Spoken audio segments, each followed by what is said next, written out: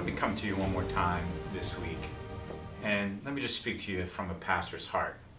These are awful times. There have been worse. But we are just burdened with the resurgence of COVID-19. What can we say? We're tired of talking about it. But we all know somebody's died from it, and we certainly know people right now who have it. We're tired of the fear, and we're tired of the division that it's caused. We're tired of all this vax, not vax, mask, no mask. And certainly Satan has used it as a way to tear us apart as a people. Not just as a nation, but even in the church. Let me encourage you. God's got this. We need to be smart about it. And we certainly need to understand each other's feelings when it comes to it. And we need to stop being so mean-spirited. God has made us one, and COVID shouldn't tear that apart. Political parties shouldn't tear that apart. So let me just encourage you to know that COVID, this too shall pass. I'm also burdened by what I see going on in the world. We have friends in Haiti, sister church, and we've seen that their president has been assassinated, and then they have a massive earthquake and tens of thousands of people die. It's just hard to fathom that. And then what's going on in Afghanistan? I don't know about you, but that wrenches my heart. I mean, the last time I can remember news like that just causing me so much grief was 9/11 20 years ago. It's hard to see evil apparently succeed and to see the people struggle. And so right now then, depression's higher than ever. People are struggling, they're hurting, and that applies to you and me. And so what's the answer for this? Well, I got to tell you, the answer is found in one of my favorite passages of Scripture. And I just want to share that with you today. And I want it to just maybe marinate your heart a little bit, to just find root in your spirit and hear what God would say to us in the midst of the worst of times.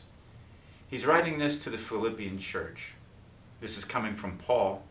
The Philippians were weak. They went through tremendous persecution. They didn't have any money.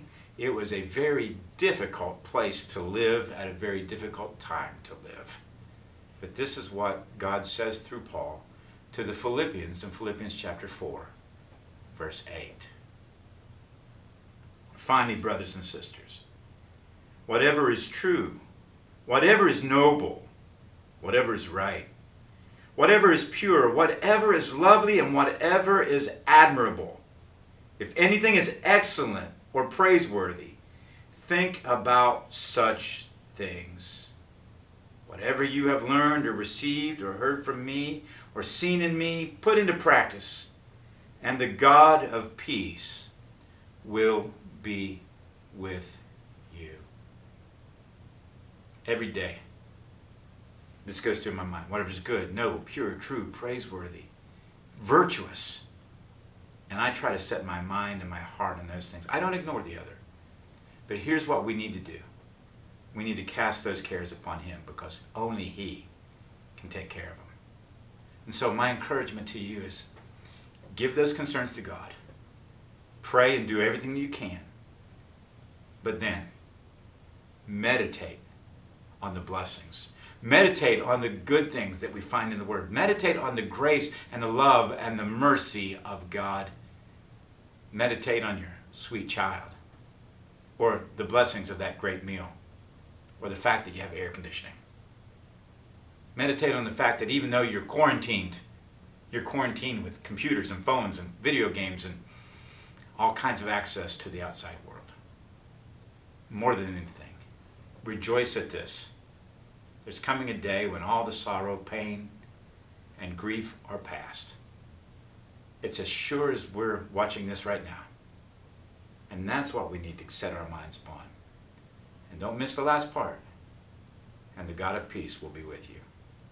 That's my prayer for you today, that the God of peace will be with you.